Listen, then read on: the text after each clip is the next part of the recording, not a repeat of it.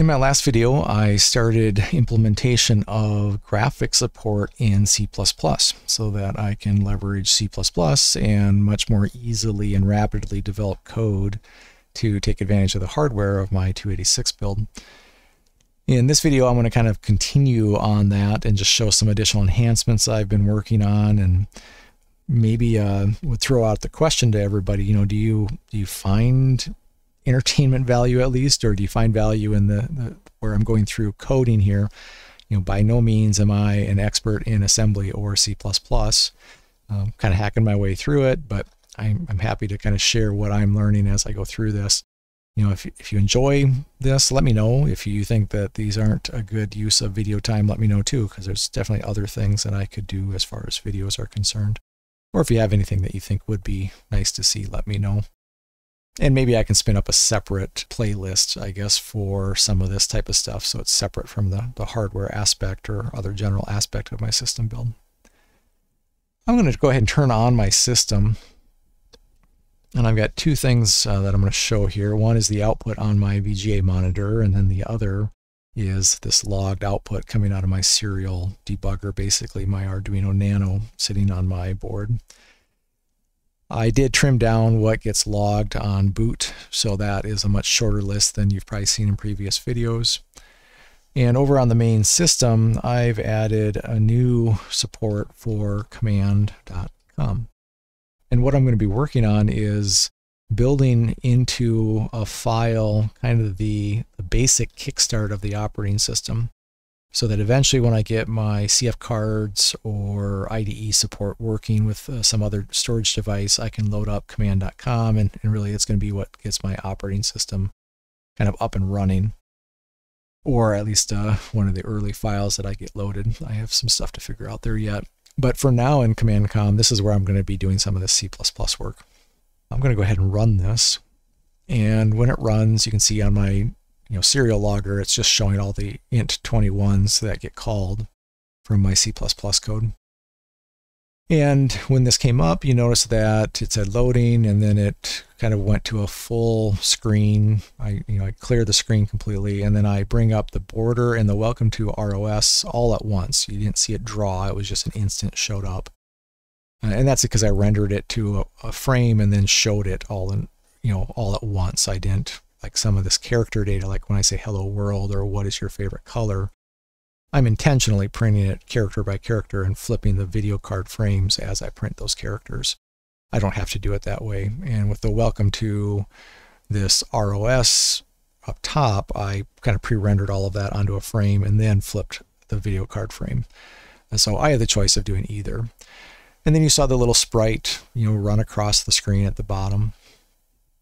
And then it's going to ask me my color. I'm going to go ahead and say red is my favorite color. And then it says you chose red. And then it terminates at that point the Command.com and puts me back to the previous prompt prior to running that. I'm going to go ahead and run it again just so you can see it one more time. So Command.com. I'm going to say loading. I'm going to clear all of the memory of the video card, bring up the border and the welcome. I'm going to say hello world. I'm going to run the sprite. I'm going to prompt the user, what's your favorite color, and then I'm going to iterate it back. Now, while that's happening on the debug window here, I can see all the different interrupts that are getting called. And on that, I've added some additional details. So I've added here, I'll give it a second to finish out here. If I look at this here, this column here, this is the registers going into the interrupt, and then I added registers going out of the interrupt over to the right. I was finding that in some cases I was accidentally messing up some of the registers, especially when I'm bouncing and moving the data segment register around between 20000 and 0. Sometimes I didn't get it set back, and then that would cause problems. And so I've just added some additional debugging, so I know, for example, when I go out and I say I want to write, as in this example, I can see what came in for the CS, DS, and ES segments, and then I can see that I also sent those out the same. I didn't mess them up. I can see basically, what's coming in here when I do a write, etc. So this is coming in and saying that, yeah, let's go ahead and write. I want to write 15 characters. Here's the address of the buffer, etc. And this just helps me. I can look up each of these interrupt numbers and get the details about what registers are used coming in and going out. And now I can read everything that's coming in and everything that I'm letting come out. And so that's been really helpful. And let's see, it's prompting me for my color, so let me put in green and then let this finish out. Some other things you're going to see in this is things like GetTime. That wasn't there before. That's an interrupt 21, but function 2C. So I added that support. And what that's doing is actually going to my real-time clock on my hardware and using it to get the hours, minutes, and seconds.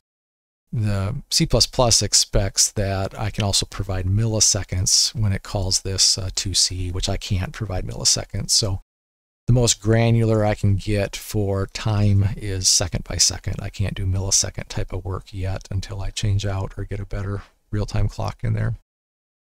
And the reason I'm using that is in my C++ code, I'm calling a delay. So I'm actually using a delay function, and that leverages interrupt 21 function 2C so that it can basically keep track of your delay, how much time is elapsing, and if the delay is up or not.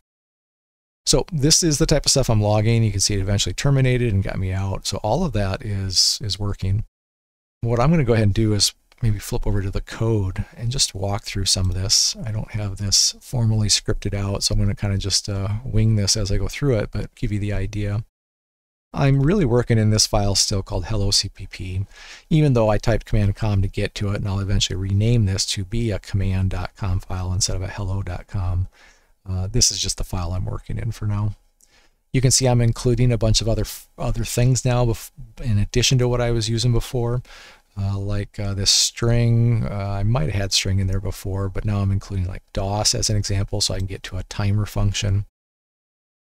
I have things in here like sprite data, and if I zoom back on this, this is that sprite, that character that went across the screen. There are 3 different flavors of it, or basically 3 images in the series, and if I highlight the zeros, you can kind of see the outline, of those character movements basically. So all of this is the color data that then gets sent to my video card as I want to draw those. And we don't need those right now. So they're just arrays, 32 by 32 arrays that have my character data. That was just a convenient spot to put it. I'm just kind of testing things right now. You can see I've got a GetTime, and GetTime, this actually isn't even getting used. What is getting used though is in my main code, I call things like delay. So delay for 2 seconds. That delay, C++, when I build that, compile it, it actually automatically is calling interrupt 21 function 2C. And so I put in that function 2C following traditional IBM BIOS support. And basically when I call it, it returns inside of my C and D registers all the time data, hour, minutes, seconds, and then I zero out the milliseconds. And if I want, I can go over to my system here where I've got some of that interrupt support. That was an interrupt 21, so that would be my DOS services interrupt. And if I get into this, you can see that there is support where I'm looking for the 2C. And then when that happens, I make SPI calls out to my real-time clock because it's connected to through SPI, and I retrieve the hours, minutes, seconds. And then when it comes to DL, I just fill it in with zeros because I don't support milliseconds with that hardware. But that's just an example of an additional interrupt that I have added to my operating system. Well, I shouldn't say interrupt, it's interrupt 21, but an additional function within that interrupt. Back over here, besides GetTime, you can see there's now a set cursor position, read cursor. That lets me set where on my screen I'm going to draw. So I can read where it's currently at and I can change it. Swap frame lets me manually swap between the 2 video frame buffers. So I've got 2 of them. I can switch between them in C++ code now. I can clear the screen. I can set some print char options, and really I'm only using one option right now. I can change a setting so that when I print text, it does not write it to both buffers. It only writes it to the one that currently is being used by the 286, the inactive one on the VGA output. Or I can flip the setting the other way It's the lowest bit of a value I can pass in here, and every time I write a character, it'll automatically write it to both frames, toggling as needed to get that job done. I had draw pixel, draw filled rectangle there last time. I've now added a draw sprite. There's a clear sprite trail, so that as it moves, I can clear out the old data. And then there's an animate sprite, which just kind of calls some of these others. And I'll quickly walk through some of these, but let me just show you what I'm doing in the main procedure. So when this runs, now keep in mind this is all C++. It's all C++, and so this is what happens when I run that Commandcom. This is what gets loaded, and what's running is this main procedure. So I first of all print out loading, and I flush that right away. Kind of interesting, if you don't end this with a new character, it doesn't automatically flush. It waits until you get to that. So I'm just saying loading, and I want to flush it right away, and then I swap frames. So that lets me flip to the other frame if loading was just on one frame. And actually at this point that probably isn't even necessary, because this flushing and printing is going to automatically go to both frames the way I have it set up, unless I change this setting down here. So this actually isn't even necessary, I don't think. Then I call a clear screen, and clear screen, simple enough, is just an interrupt call. So interrupt 10, and it is B4 is the A register high. In other words, that's the function is B4. And what you're going to see is when I get over to my VGA code, I've put in a bunch of additions to interrupt 10. So I have the set cursor position and read cursor position. Those are standard functions within int 10. So I'm following that. So is write char, write pixel, those are standard. Swap frame, though, is something I made up. And so I just used a number that didn't seem like in the documentation I was finding was used by really anybody. So I'm just saying if you get to this interrupt for the video stuff, interrupt 10, and the function is B0, I want that to be a swap frame. If it's a B1, that's a set print char options. A B2 is a read char options. B3 is an extended version of the right pixel. So the right pixel up above only supports an 8-bit color. And so I made an extended version of it, which I am saying is function B3, that takes in a 16-bit color. So that is handy. And then I've got my clear screen as a B4, and then I catch anything else that's unimplemented. I will eventually turn this into a vector table type of jump scenario. I'm just not there yet. Going back over here to my code, there's my clear screen. So I clear the screen, and then I tell the system that when I print chars, I don't want it to go to both frames, just go to whichever frame I'm writing to. And then I draw a rectangle, so this would be the top border, and then I fill out the other 3 borders, so this makes up my blue border that goes around the whole thing.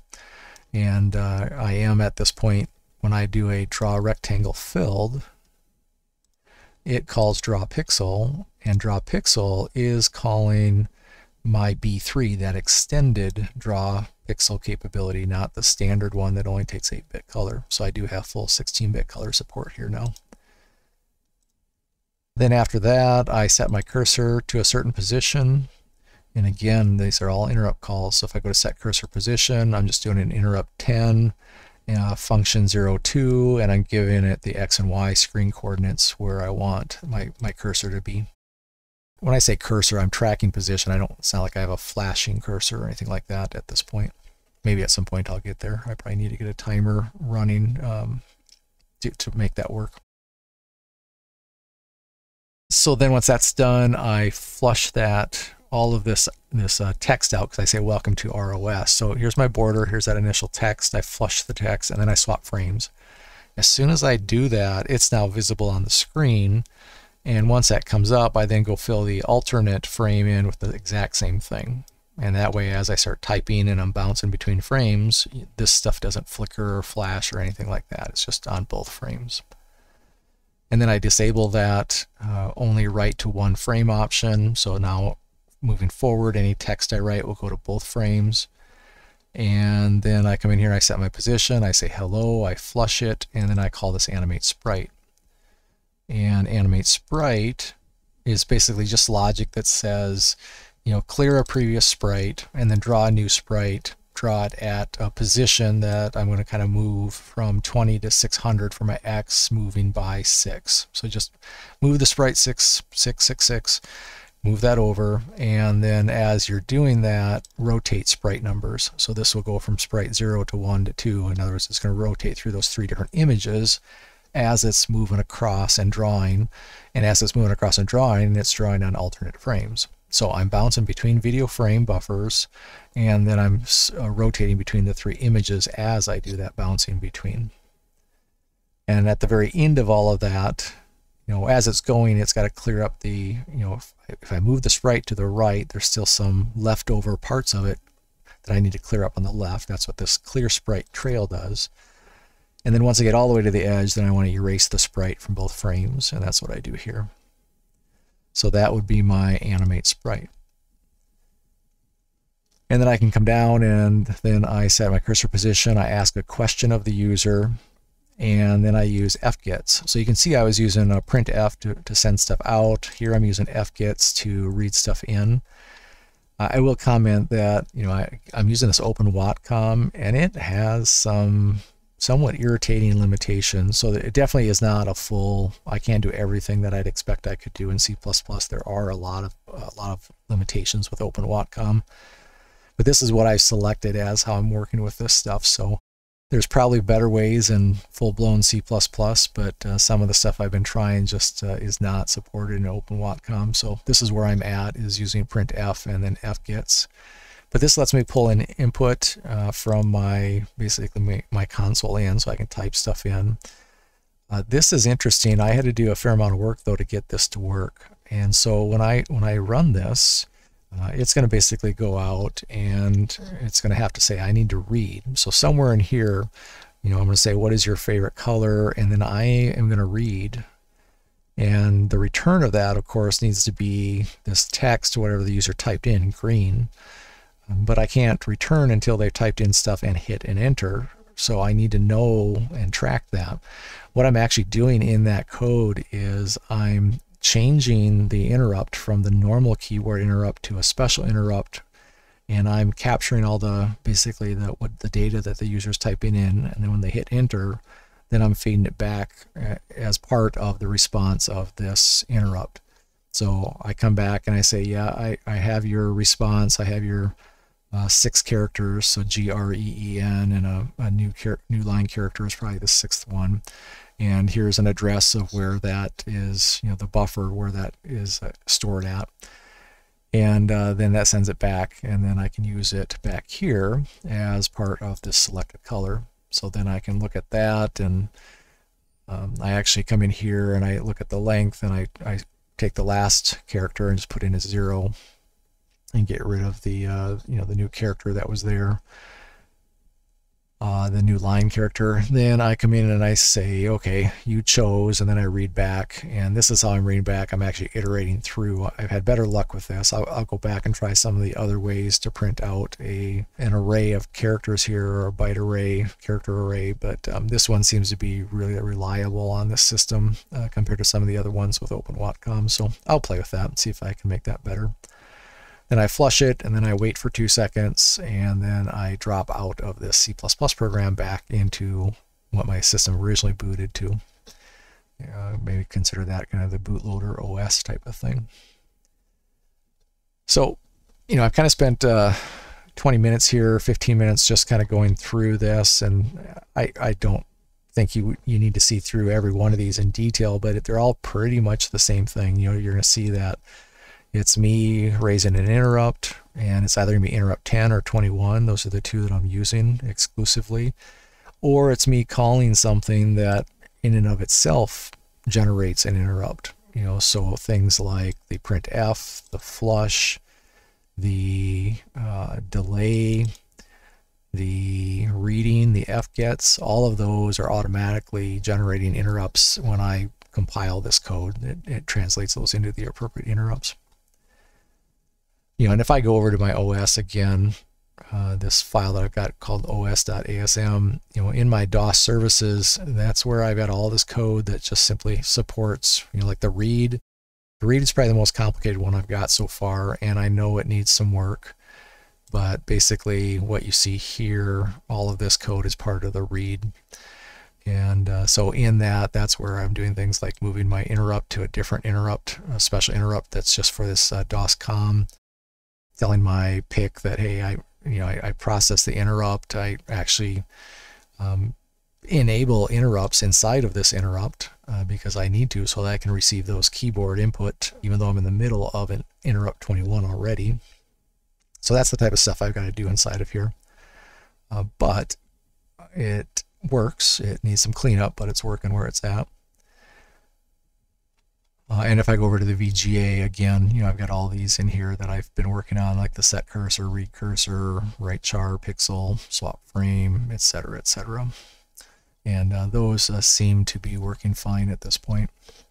And it is it definitely is fun. I would say that, as I start to see enough hardware support in the VGA file and enough operating basic, int21 support here, being able to come in here and just add in and include and then use something like a delay function is great. And to be able to just embed a bunch of data and use that data as an array, that, that's all really handy here. It was interesting when I added this include DOS H, that was so that I could get to this delay function. And when I did that, that's when I then got in my log over on this other screen, an error that I didn't have a supported interrupt, and that interrupt then of course would have been this 21 function 2c. So that told me right away that when I used delay, that it was translating it to an int21 function 2c. So then I went and implemented that real quick in my code, which took very little work because I already had support to read the time because I showed it on my little LCD, and just simply returned it in that interrupt call in the appropriate registers. And then this delay started working just fine.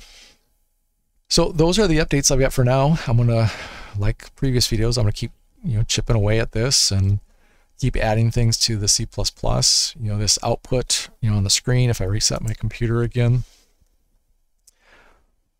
when this first comes up, that's without any C++, and as soon as I say Commandcom, that's loading that C++ file that I was just showing. And then from there, it's pretty much in control, leveraging the underlying DOS and video service interrupts.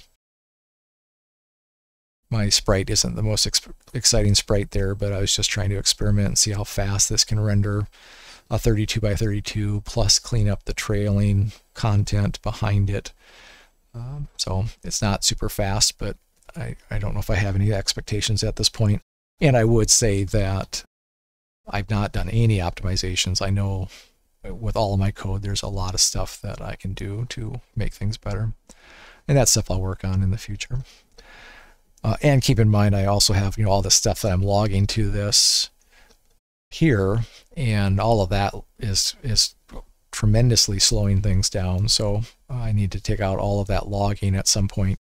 I'm not really worried about the speed right now. I'm just worried about, can I make it work? And then when it comes to speed, I can come back in and start taking out all these calls that make SPI log events to my nano.